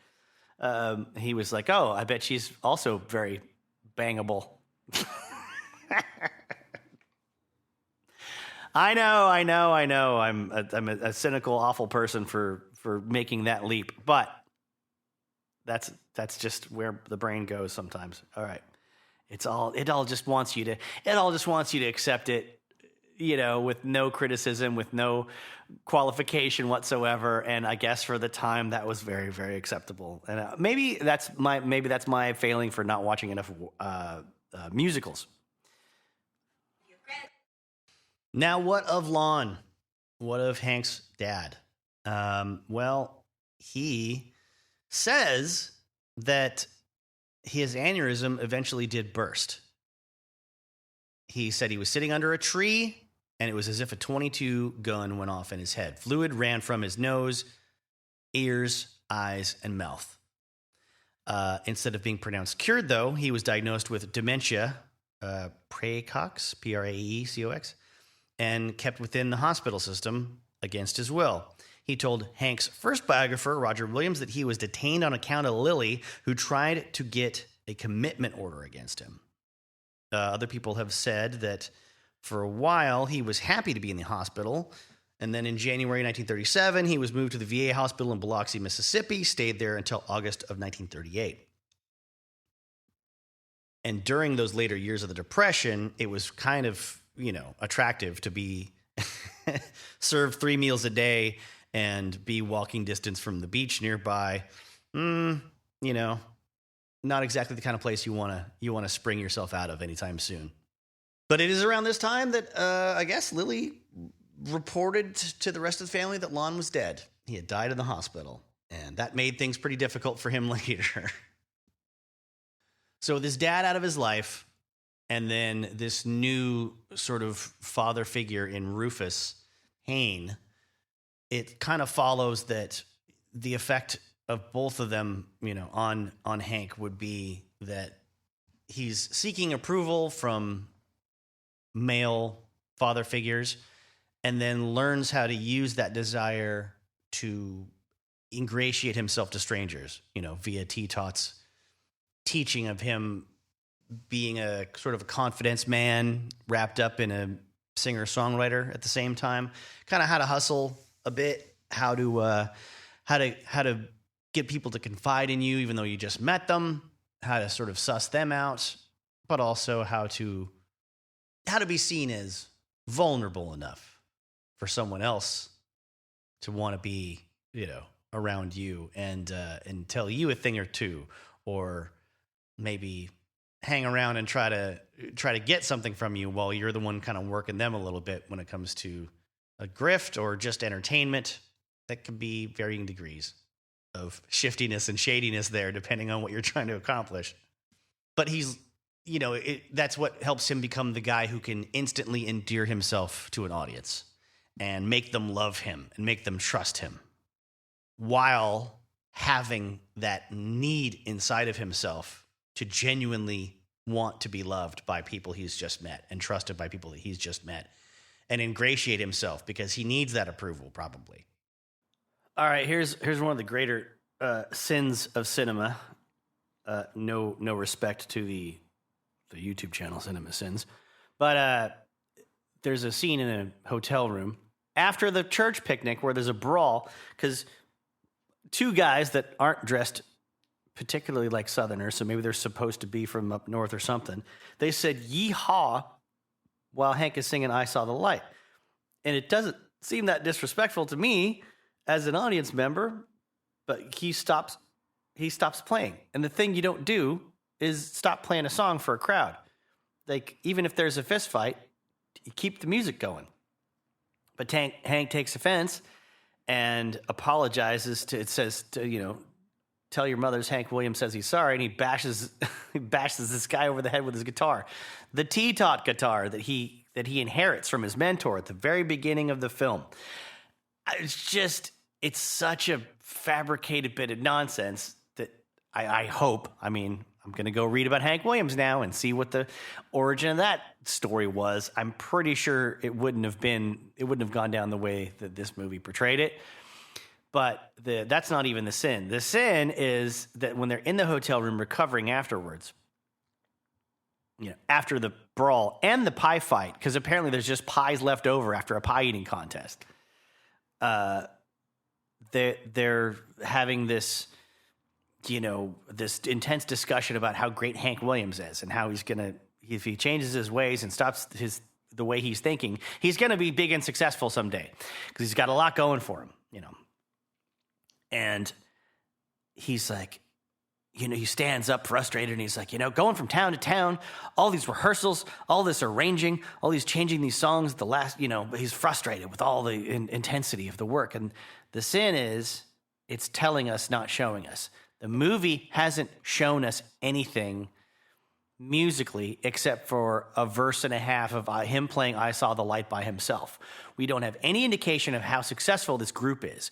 We have no indication of what they sound like when they sing or what kind of songs they use to get people dancing and make people happy, or what their commercial viability would be at this time. What I'm guessing we're going to see, or I almost thought we were going to see in this last scene before the heckling started, the supposed heckling, that was just someone saying "yeehaw," was like a Glenn Miller story moment, like that Jimmy Stewart movie where his brilliance is too great for the establishment. Like I'm waiting for that's probably going to happen later. Like the country music establishment is just too shocked by how good he is, or they're unnerved by how forward thinking he is in a way that they can't accept, or they find trashy, or they find provocative in a way that they can't sign off on. Which was one of the charms of that Glenn Miller story with Jimmy Stewart, which I'll have to revisit. Probably not for the history of rock and roll and film and rock and roll. Maybe if we get so big someday that I have a Patreon or something, right? That's what most podcasts would do. That would make sense. Like, hey, you love the history of rock and roll and film and rock and roll? Here's me doing a bunch of episodes that aren't that, which I think is what a lot of podcasts do. Based on the ones that I subscribe to that I refuse to pay for the Patreons. I wait till a year and a half later when they put their Patreon episodes out and go, oh yeah, that's one of it's this throwaway thing that they just had in their back pocket. And I'm glad I didn't pay for this.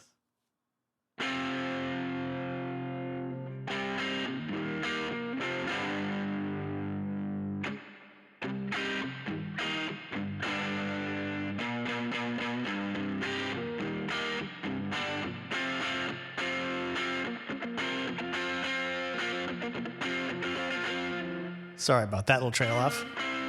That sucked. So there's a scene with the Acuff Rose Publishing Agency where young Hank has to prove himself as a songwriter. He's left alone in a room with a piano while Mr. Rose and Hank's new wife, we'll backtrack to that in a second, are going to go have a little cup of coffee. Hank has to prove he can write a song on his own with a premise that Mr. Rose has given him, which I think is a really interesting idea for a scene. Sounds like the kind of thing that might have happened, but it also sounds like the kind of thing that inspired a scene in the movie Walk the Line, the Johnny Cash story. Not that he was challenged to write a song in real time, though. It was Sun Records. It was Sam Phillips basically saying, this gospel music you're singing is fine for what it is, but I need something different. What else do you have? And he said, well, I've got this other tune that's not about loving the Lord, and he plays Folsom Prison Blues. And that's the aha moment. That's the I can do something with this moment. So I assume that's what we're going to get into here. Now to the marriage scene, I want to say, what a well-framed, well-shot scene from outside the structure of this shack where the rain's pouring down, it's nighttime, and they're inside getting this obviously not a shotgun wedding, but some impromptu wedding. Shotgun wedding is, when you get someone pregnant and the new bride's father is holding a gun to you, so you can't leave town and abandon the baby and the lady in question. But a sort of impromptu shack on the side of the road wedding, and they are just grabbing a bunch of washers and things out of a pile of parts to see what fits their fingers so they can finish up the wedding ceremony. And it's beautiful. Like, it's a great black and white outdoor shot. I mean, not outdoors. It's probably a studio shot, but there's fake rain happening, and they zoom in on the window and they bring, the hands of the two characters into focus. And it's really well done. That's the most impressive thing I've seen in this whole movie so far that relates to my cold, black, modern day heart, which is not to say that there's nothing about this movie that I've liked so far. There's nothing about the movie that isn't good so far. There's a lot of things about it that are great for the time and great for the genre.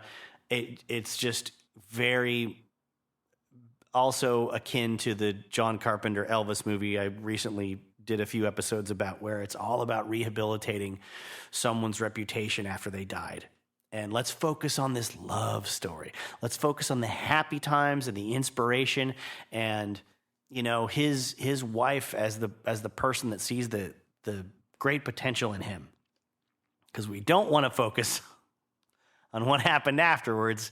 We don't want to focus on him dying of a drug overdose alone, and that determination and focus of his wife turning into the absolute control and perversion of the musical ambitions of her innocent son, Hank Williams Jr., who had to,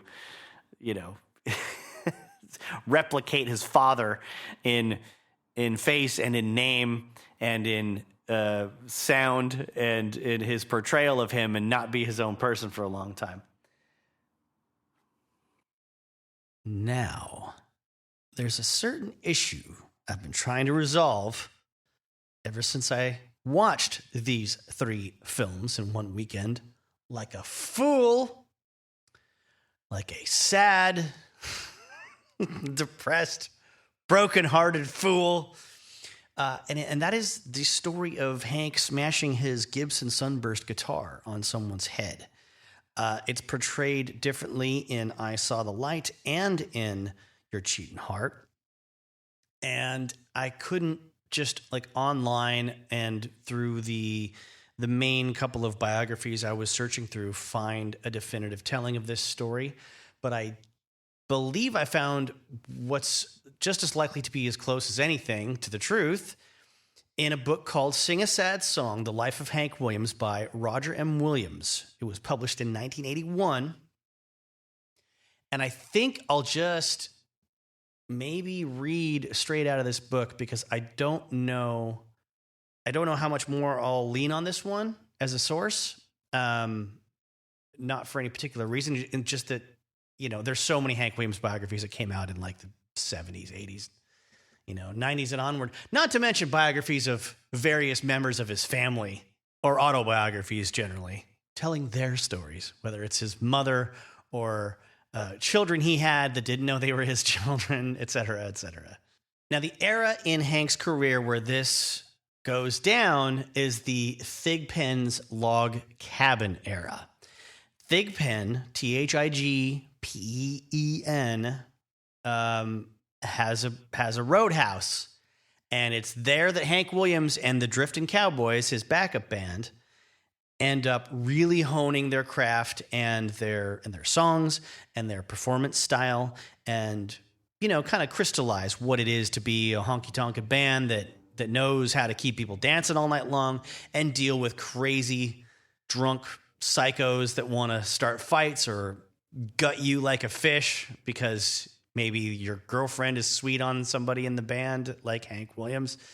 And I would compare this to the Beatles in Hamburg time, if you've heard that episode of the history of rock and roll and film and rock and roll, the Backbeat episode. I would compare this time for the Driftin' Cowboys to the Doors experience at a place called the London Fog in Hollywood, where they were playing 6 nights a week from 9 p.m. to 2 a.m., or Chuck Berry in the days at a club called the Cosmopolitan. These are the times when an artist and a band coalesce and they really become bonded together, and they kind of figure out who's doing what, not just on stage, but when it comes to personalities, when it comes to, who's the most aggressive person, who's the most cool-headed person, who's the one that maybe is going to talk to the doorman about the money, who's the one that's going to start fights or be ready to answer the call to fight, and who's going to be the one that plays the peacemaker, that kind of a thing. It's sort of it's an experience that lots of groups have to go through, and that's the stuff that they all look back on fondly when after the years go by and the money comes and goes and people go broke and hate each other and start preparing their speeches for the Rock and Roll Hall of Fame or whatever.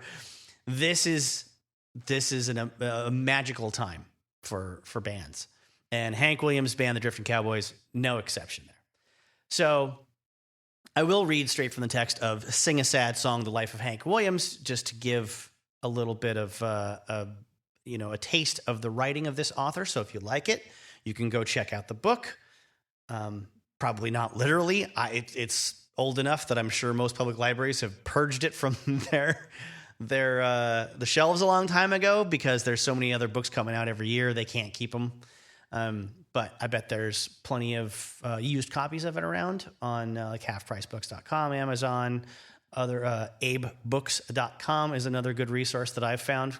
If you don't just straight up go to eBay, put the money in the hands of the person who owns the book, straight in there, man. Now, to read from page 37. Hank and Hezzy and the Driftin' Cowboys were not one of the log cabin's top attractions. They filled the dates Thigpen couldn't fill with better-known bands. There were plenty of those. And the Driftin' Cowboys did well at the place. I give Hank everything he made, says Thigpen, and I fed him too. I just collect the money and turn it over to him or to his mother when she was along. He made plenty out of it because he usually drew a full house, being a local boy and all. At Thigpen's log cabin and elsewhere on the honky-tonk circuit, a musician had to be tough and resourceful to survive. The typical dance hall devotee, once he got boozed up, was spoiling for a fight. An entertainer needed quick fists or swift legs or a beguiling tongue, or all three. Problem was booze. None of the counties in which the Driftin' Cowboys played served liquor by the drink, and not many of them sold it by the bottle. The Bible Belt didn't and still doesn't approve of such a straightforward approach to the consumption of alcohol. Again, this book was published in 1981. Obviously, these practices have changed a bit through the Bible Belt. Certain counties aside, they get to sort of pick and choose how dry they're going to be. This also ties back into the Robert Johnson episodes. if you haven't heard that, woof. There's a lot of parallels between Hank and Robert Johnson. It's all very tragic and violent. But back to the page. The bootleg whiskey, thanks to the traditional alliance between bootleggers and preachers, was for sale almost everywhere, and so was moonshine. Butler County, for instance, was legally dry, but bootleg stuff was available to anyone with the wits to ask for it at a gas station outside Georgiana. The cheapest whiskey, and the most popular with the younger set, was Spot Bottle. That's in quotes, Spot Bottle. So called because of the identifying dot on the label. It was bottled in bond, which meant you probably wouldn't die or go blind. And it came in pints and half pints, perfect for drinkers of limited means. Not to mention, this is your narrator talking, folks that want to, keep it hidden in a coat pocket or inside of a jacket or in your pants. When it comes to killing you or going blind, I'm reminded of the commentary for, I want to say, the first Evil Dead movie. Yeah, I think it was the first. It wasn't the second one. It was the first one. Bruce Campbell said they encountered a bunch of hillbillies up in the hills of Kentucky where they were filming. They were a bunch of Michigan kids, about 19, 20 years old or so. And these fellows were very, very, very insistent that they be in this fancy pants Hollywood movie. Obviously, it was not a Hollywood movie. It was a Detroit movie, paid for with investment from a bunch of local dentists and such, other business owners in the suburban Detroit area. And Sam Raimi, young, inventive Sam Raimi, knowing people the way he did, just shot film of these crazed hillbillies doing stuff in the woods as part of a scene that he had written with lines that he wrote on a piece of paper for them that was their script. And he filmed them a couple times. He made a whole big show of it, and saying he wanted to get it just right, so he made him do it all again, and thanked them for their time. And they said, well, we're going to be in your movie, right? And he said, oh, yeah, you guys are going to be there. You're going to be on the screen, on the big screen when we premiere. Of course, that didn't happen, and I don't know that anyone has seen that footage. But the point of this is, Bruce Campbell says, those were the guys that taught them how to drink moonshine. Up there in the woods on the cabin set of Evil Dead. He said it would come in mason jars, and you always pour a little bit out before you taste it into the metal lid of the jar. And I apologize to the long-suffering fan or listener. I don't think we have fans yet, but we've got listeners, for crying out loud, of the history of rock and roll and film and rock and roll. I do know that I've told this story at least once on another episode. I don't care. This is for the folks that just tuned in for Hank Williams, and hopefully they'll stick around and hear some other ones. So you pour a little bit into the metal lid, and then you light that on fire. And if it burns blue, it won't make you go blind. If, on the other hand, it burns orange, that's an indication that it was probably distilled in someone's carburetor and has a lot of petroleum in it, and it will definitely make you go blind. Sorry, where was I? See, this is how I justify these moments on the show where I just read someone else's words straight off the page. I break it all up so I don't feel guilty that I'm just stealing someone's book for my own show. So the text goes on to say the social code at Honky Tonks, reflecting the social code of most of the rural South, demanded sneak drinking. A man could get falling down drunk, but the whiskey must not be seen in public. As at the lumber camp dances, therefore, it was secreted in sundry hiding places outside the honky tonks, under the seats of cars, in bushes, in the crooks of trees, in the drain pipe, or in the tall grass. Between dances, the young bucks and their more adventurous dates would stroll outside to enjoy a snort or two. Occasionally, booze got into the dance hall itself. The vehicle was sometimes a hidden flask. More often, a soft drink bottle that carried an air of legitimacy. A favorite trick was to buy a Coca-Cola, drink half of it, and fill the other half up with whiskey, and bring it back into the dance. That's how we got that classic beverage.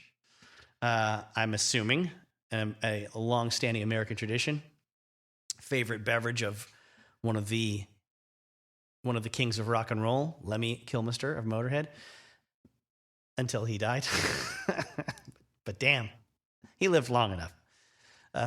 He cranked out a lot of records. I don't think the Jack and Cokes necessarily, robbed him of decades worth of blissful living. Let's just say, whatever method was employed, slipping the thirst outside or slipping the thirst quencher inside, the result was the same. Toward the end of the evening, a few patrons invariably got out of hand. When the musicians were lucky, the fight stayed around the dance floor and away from the stage. The musicians were a highly visible group, however, so it was quite natural for the nasty types to include them as targets. Hank had a way of becoming one of the targets. Maybe it was because he was the leader of the band. I had to ruin some fairly good guitars over people's heads, he said in later years. That was the fate of his second guitar, the Gibson Sunburst. The band was playing a dance hall in Fort Deposit, and at 1 a.m., they called it a night and started putting away their instruments. One of the patrons wanted the dance to go on, and he came at Hank with a knife to put his point across. Hank bashed him over the head with the guitar, then climbed out the window. I'm sorry, Mama, he told Lily when he got home that night, but it was either get the guitar broke or get my head broke, so I picked the guitar. Several years later, Hank broke another guitar in an act of self-defense. Again, it was in Fort Deposit. A burly farmer got a snoot full of moonshine and told his wife to quit yammering about what a great singer Hank Williams was. Then he turned toward Hank, sitting innocently on the bandstand, and declared, I'm going to knock my wife's brains out next time I hear her listening to your bellowing on the radio. I don't blame you, friend, replied Hank, trying to pacify the man. On second thought, said the farmer, stand up and I'll knock your brains out right now.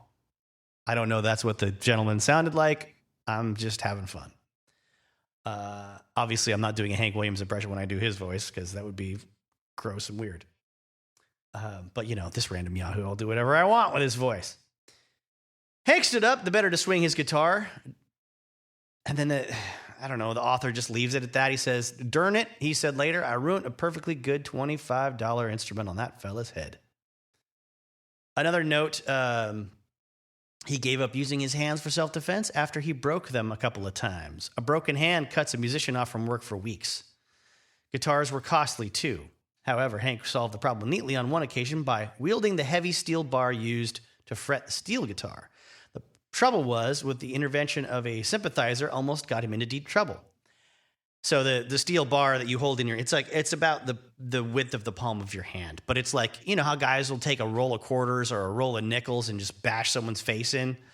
I've never done that. I'm quite the angel. My halo is in the mail, if you're wondering. But I know people do it. I know people used to do it more often when having a roll of quarters as a normal thing was more of a normal thing.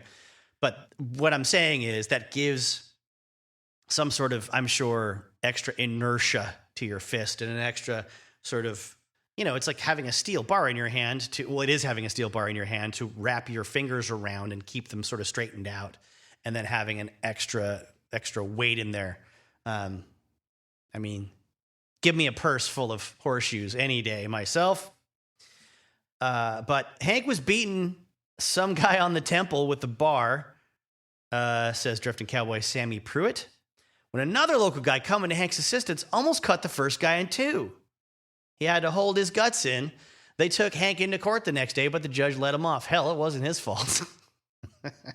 On another occasion, the steel bar let him down to a point where it cost him a chunk of his eyebrow. Hank told the story years later. The man at a dance hall who'd been baiting him all night finally grabbed him, and the two of them tumbled onto the dance floor. Hank had been playing steel guitar, so he still had the bar in his hand. I was pounding him on the head with the steel bar, Hank said. Maybe he's not wrapping it in his fist. Maybe he's actually just using it like like you would just hold it in your fist and just bash somebody in the side of the head with sort of the well, not the pointy end, but the end of the bar. You know what I'm saying? It's sort of a rounded off, it's like the size of a lipstick, that kind of a thing. So you could just be like a peg. You could just be pegging somebody in the face with it or in the temple. So maybe that's what he was doing, unless he's like holding it like a baton, which would be silly because it would fly out of your hands after you hit a guy a couple of times. He was about to go under. One more good blow would have done it, but he reached out and bit a plug out of my eyebrow, hair and all. I'd be curious to see where the break in the timeline is as far as pictures of Hank Williams. Where's the date? Where are the photos being taken where you can see the piece missing out of his brow from that point on for the rest of his life? There's other notes in here about him flattening one assailant with a tire tool. I assume that's, a tire iron outside of a dance hall he was playing. He was in critical condition. The local authorities were going to try Hank for murder, but luckily the man lived. And the text just says Hank was able to wheedle his way out of a sticky situation. So, I mean, I've now read 2 pages out of this book, and I've already encountered this author's sort of lack of detail or laziness. Like, he wants to tell you the story, but he doesn't have the details about the end of the story. Maybe that's why this book didn't, really become a classic when it comes to Hank Williams biographies. Still, I bet there's a lot of good stories in it and good information, just not enough to be definitive. I mean, they can't all be Peter Guralnick's Last Train to Memphis, all right? And I think that's as good of a place as any to stop for today. I want to thank you for being here very much. I'm happy to be back at it after a little break. This is my first real episode since coming back from a little vacation. And I'm also prepping a Misfits episode for Halloween this year, as I did last year. So I hope you're in for all that. I hope you had a good time. And I want just to remind you that rock and roll is the best. And so are you. Please be nice to yourself. Please seek help when you need it. You can't do everything. You shouldn't be expected to. Feel all the feelings you can while you're alive. Don't let the bastards grind you down. And if you feel without purpose and without direction, let me say that I can provide that via the links in the description of this episode and other episodes. You could buy a shirt or 7 for yourself that puts money in my pocket and helps me keep the podcast going. You could also just donate money directly. We don't have any sponsors, any patrons, or any ads as of this recording in the present day and time that I know of. But failing all that, you can also share this, please, with a friend or someone you hate that you want to suffer the way you've suffered. I would love it if at least one more person got to hear this show after you heard it, and you could tell them, you were right, it is great, or ha ha ha, suck it. I just wasted an hour and a half of your time via the history of rock and roll and film and rock and roll. Whatever it is, whatever it takes. After all, to paraphrase the great Mr. Raymond Chandler, there is no such thing as great art. There is only art, and precious little of that. So do your part for art, because that is what this could loosely be interpreted as. Now, if you don't mind, I have to go edit the rest of my reactions to the remainder of the film Your Cheatin Heart in together with my reactions to I Saw the Light and The Last Ride. One starring the guy who played Loki, and the other starring the guy who played Elliot on E.T. the Extraterrestrial. So until next time, I remain your humble servant.